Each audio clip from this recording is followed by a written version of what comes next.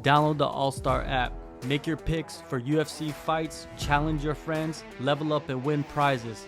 Link in description. Get it now. Kyle, man, there was this guy on the West Coast, right? He's like a champion on the regional scene, or he was a champion, I think, on the regional scene. And he made a post, man, and that post was very interesting. He said that if you're coming up in the regional scene, just beat up a bunch of cans and get a bunch of finishes because the UFC wants. Don't fight the toughest guys, man. What do you think of this opinion? I mean, I don't know. I mean, I think it depends on how you look at it. If you're trying to take the easy way out, I would say do that. But then again, you could steal it from boxing and kind of, beat up, kind of test yourself against different types of guys that are out there, like wrestlers, jiu-jitsu guys, strikers, just to make sure that you're good and you have it. But I mean, that's not the mindset that I have. The mindset that I have is just making sure that I can beat the best guys and just making sure that I beat the guys that I'm getting offered. I don't really like to pick and choose who I can fight because then it kind of looks bad if word gets out that like, oh, I chose this opponent. So yeah, I mean, I think that's how it is. I mean, guys want to take the easy way out. It just proves that when they get to the top that they're not good enough, honestly. Is there a lot of whispers behind the scenes, man, about this fighter and that fighter? It must be, right? There must be whispers.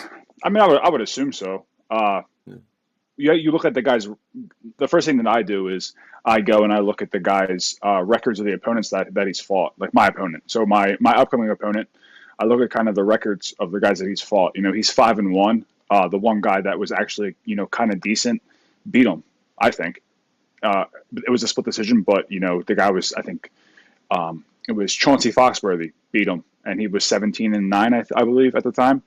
And everybody else that the guys fought has really been like 0-1, 2-0, whatnot. Nobody special, and I think that guys really need to take into account their opponents and who they're fighting. The guy may be 5-1, but his opponent's records could be 2-28 or somewhat whatnot. When you look at your opponent, right, Keanan, of course, yeah, he's one of the top prospects in the country. But when you look at his record, all of his finishes are in the first round, right? Yeah, all of them. What does that say about him? You know what I mean? Like when he's finishing all of the guys, but when he gets out of the first round, he goes to a decision and he loses. I just think it shows, that the guys that he's fighting, he can get out of there. I think he's talented enough to get the guys out of there within the first round. But then again, it doesn't show the experience.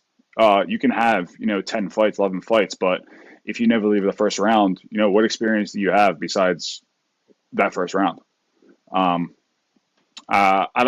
He was in one tough fight against Foxworthy, I think. So he's game. He's there, and he's talented enough to be in there for 3 rounds or 5 rounds against me.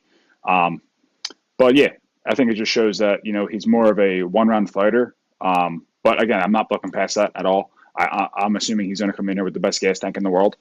So I'm more than ready for it. But with a guy that's 5-1 and a lot of finishes in the first round, I think you can mentally take an advantage of somebody that you take into the second round. So I know that the longer this fight goes, the more into my advantage it takes, and that mentally I'll be probably a lot stronger than he will be. Yeah, during fight week, it will be part of the narrative, right? Heading into this fight, because everybody loves a 100% finishing rate. Never been out of the first round. That's the whole thing. You watch the UFC. That's what they scream all the time. That's everybody's shtick now. Making sure that you get the finishes and that you're undefeated. You have that O and that you're getting the finishes. That's the biggest thing that I think promotions are looking for now. Yeah, and when you fought for the UFC, you left on your own terms. You've been on the regional scene, defending the title, winning a title. What you learned since leaving the UFC, like with your approach and like with your mentality towards the game? It must have changed a little bit. I mean, hell yeah. I mean, after, to be honest with you, I don't have any. I've never had any bad hard feelings against the UFC or whatnot or anything like that. But after I split after the Andrews fight, I was just not interested in anything MMA wise. Like still training. I was perfectly cool with training. I love training. I love fighting, but to watch it, to talk about it, for people to be like, "Oh, did you see the fights this week?" Like, no, dude. Like, I've been there, so I know. Like, I know what goes on. But I was not interested after I left. As far as like watching and stuff, right now I'm still not interested in watching too much. I'll watch the fights here and there, or maybe like a pay-per-view or something like that. But yeah, but I mean, what I've learned is that I probably, thinking back to it now, probably should have took it a little slower than I did. Um, I was very busy. I tried to be very busy, and I thought that's what the company wanted. But you can't be busy and lose fights, so you have to be busy and win. Um, I also think that maybe, if I would have taken it slower, I would have been able to get better matchups. I got a good matchup after my fight with Allen. I fought Stoltzfus. I think that was a fantastic matchup for me. And then I was scheduled to fight I think I was scheduled to fight Delize or something like that, or whatnot. Yeah. I don't know. I forget who it was, but yeah. I mean, I would just say taking it slower. I'm more mature now. Obviously, I'm 31. I have a son now, so I'm very like dead set on making sure that I can provide for him, and this is what it takes. Like, it takes me to realize these things, to take it slow, to take my time. But I know I only have probably like 6 years left in this game, so I have to be slow with those 6 years, but make the most of it. Yeah, you've been to the top of the game, right? You've been in the Yeah. UFC. You've had multiple fights. You fought guys that are in the top 15 right now, guys that are probably going to end up fighting for the title, some of them, right? And, Yeah. you've had that taste, and then you go back, you take a step back, you regather yourself, and now it's a different world. Like, you got the PFL season, then you got the Bellator series that's going on. Yeah. You have options, like big options, like especially PFL. You could win $1 million within a year. Yeah, and that's kind of, I mean, that's a good thing, but you don't know how long that'll last. I think you do have a lot of options, but again, this world is very cruel, and if you're not fighting for the three letters of the UFC, then you're not really at the top of the heap. That's the ugly truth, right? It is Yeah, the ugly it truth, is. right? It really is. Yeah. It is. It's like some people will, they won't even know, like, what's one championship. They have no Yeah. idea. They're like, They what's have no PFL? idea. What's Bellator? And you're like, oh, like, it's these other organizations that are also kind of, they're like right under the UFC, and they're like, oh no, I don't know anybody. They're like, did Conor McGregor fight for them too? And I'm like, nah, dude, nah. All right, nah.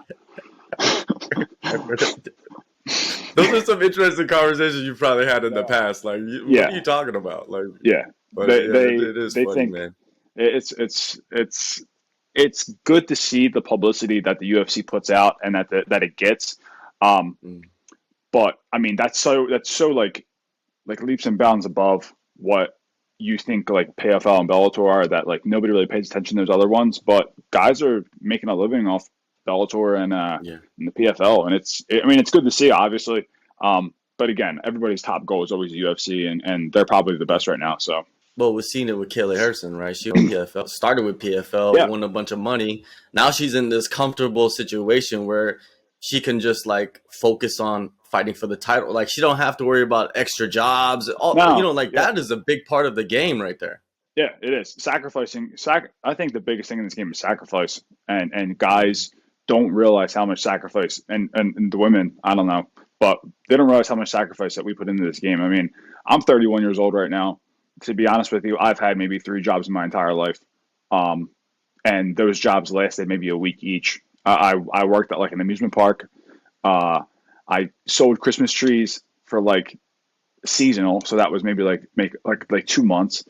And I did a little bit of landscaping here and there, because my dead set goal and the reason why like I feel like I'm here is to fight and to be a champion and to be a world champion. And you know, with the storyline that I have in my life of not getting to the peak of the UFC when I wanted to, I feel like it'll pay off in the end. But yeah, I feel like I have to sacrifice all this now in order to live like a luxurious life after this. And I'm dead set on sacrificing everything I need to sacrifice from now until then to get what I want. And yeah, I mean, I'm ready to I've been putting in the work, and I've been doing what I need to do. And I feel like after this fight, things are going to be on the up and up. Yeah, you won the title. You're the CFFC champion. You know what I mean? So Yeah. on top of that, do you feel like you do have a target on your back, not just being the champion, but also being a guy that's still like chasing after, your goal, your goals and your dreams to be a champion at the highest level? Yeah, I mean, obviously, if you can be a champion at the regional level, that kind of puts a little bit of ego boost as to like the next level. But I've been to the UFC, so I know these guys, and I know how these guys compete. So I think the second time around, I'll be able to kind of manipulate a little bit better and get where I need to be. But yeah, again, being a champ is always the best. It's always great to be the local champ of the regional scene of the East Coast. Like, I'm the number one guy at middleweight right now. Everybody's kind of after me in the middleweight division, which is also good. But then again, you have guys that are experienced that want to fight me, and then you guys have guys that are not experienced that want to fight. So it's like I can only fight who they offer me. Yeah, and this fight coming up, man, how do you feel about it? How do you feel about the matchup? He's not as experienced as you. That's the huge difference. Yeah, I mean, he's obviously game. Anybody in this sport is game. The fight is always start now 50-50, obviously. I think it's a good matchup for me, honestly. I think that I'll be able to kind of pick him apart on the feet, show my experience. I know he's going to be very explosive. I know that he's going to really come forward very quickly. I've been kind of taking my time and kind of thinking, if I was him, how would I approach this fight against me? And I think that kind of makes me a little bit better because I know like what he's going to do, and I feel like I know what he's going to do. But again, I'm ready for anything. I know that I'm going to be able to dominate this fight, from start to finish. I really feel like this might be my first knockout or a TKO that I can get, just because not taking anything away from him, but I feel like his striking is just a little one dimensional. But he's game, so I have to my P's and Q's, whatever you say, for this fight, just to make sure that like I'm on my toes and I'm good to go. But again, I'm going to dominate this fight from start to finish. So whether it be a first round finish or a 5-round kind of domination, that's how it's going to go. You've been in his position before, man. You've had your opportunities as a young fighter coming up and fighting for the title. When you were in that position, how did you handle that situation? Oh, man, that's a really good question.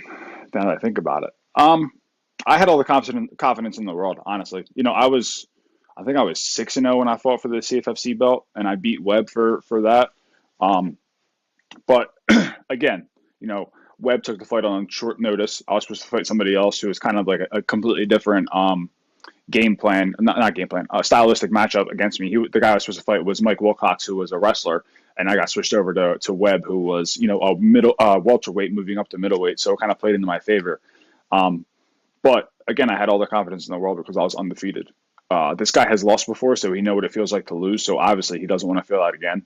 I've lost before, so I obviously don't want to feel that again. But yeah, I believe he's going to be very confident going into it, just because his last couple of fights he's gotten finishes. He kind of called me out after his last fight and wanted to fight and tried to manipulate that in a way, because we were supposed to fight. He offered to fight in December. I texted CFFC and I said that I'm cool with it. They didn't want it to happen, and then I said, all right, well, we'll fight in February. And then he said he wanted to either fight in January or March. And I was like, listen, dude, like, I'm the champ. Like, you fight me when I want to fight. Like, I don't fight when you want to fight. So after the fight had happened in February, I told CFFC, if he's available, I'll take him. If not, I'll take another guy who I wanted to fight. I've been wanting to fight for a while now, but they signed him as soon as I texted the matchmaker. They got back to me and said they were good to go. So I was like, all right, cool. Let's get this on. There you go, man. I saw in another interview that you have new management now. Why did you decide to switch it up? I believe your brother as well, right? You guys both? Yeah. Both my brother and I switched managements. It was just something that we needed to do. I feel like depending on how you look at it, some guys kind of have leeway in the game, and some guys don't. Some managements are kind of small, and I try to remain loyal. I try to be a very loyal guy. My brother and I are very loyal to our team. We were very loyal to our management because we stayed the whole time, even though we were pushed by other guys at the time and whatnot. But no, my old manager is a great guy. I'm very thankful for everything that he's done for me. I just think, I just needed to be mature about it, and it needed to be a situation where I moved on and looked for something that was, kind of what I felt was better for me and better for my family, business wise, in the long haul. So yeah, my brother and I are both with new management now, and the company's great. I'm very excited, to kind of see where we can go with this. But yeah. Yeah, some people forget that this is also a business, man. This is also your livelihood, and you have to make decisions for yourself. Not, loyalty can only go so far, right? I agree. Yeah, I agree, and I feel like I've seen that and noticed that kind of after my career, not my career, but after my my 7 fights that I had in the UFC, I realized like, okay, like this guy's at this manager, this guy's at this manager. You kind of see who like has not better management, but like the management is kind of has an in with this company, and how these fighters are treated versus these fighters and whatnot. And I just feel like, yeah, it was just something I needed to do, something I needed to do when my wife was telling me to do it for a while now. So we just kind of made the final decision and did it. And, I'm excited. Yeah, man, it's a family decision. You just talked about it. It's a family decision. It is. I mean, honestly, like, my whole career is a family thing with my wife. Like I show her my opponents. I'm like, what do you think? And she gives me pointers. She's like, yeah, this. If you think you beat them, you take it. But once you sign the contract, you got to train. I'm like, yeah, I know. Like it's a game. Yeah. June 14th, man. You get to defend your title once again. That's right. In Pennsylvania, so you don't have to really go too far, right? All the best to you, Kyle, man. Thank you, man. I really appreciate it. And yeah, man, it's gonna be yeah, man. I'm excited to see what you can do in this fight. And, what the rest of the year lies for you, man. Because I think once you get over this hump, then there's gonna be a lot of options. Yeah, man. I mean, it's I think like something I needed. I don't really think I said that like anywhere else. Yeah, I feel like it was just something I needed to kind of like bring me back down and just make me kind of like realize like it's something that you need. Mentally, it's something that I needed. And it kind of matured me as a person, matured me as a man. Also having my kid definitely matured me as a man as well. But yeah, it's something I feel like this second time around, if it does happen, well, I should just say when it does happen, because I have a very good feeling that it will happen by the end of this year. That I'll be a lot smarter, I'll be a lot better, and that I'll be able to get a lot further than I did last time.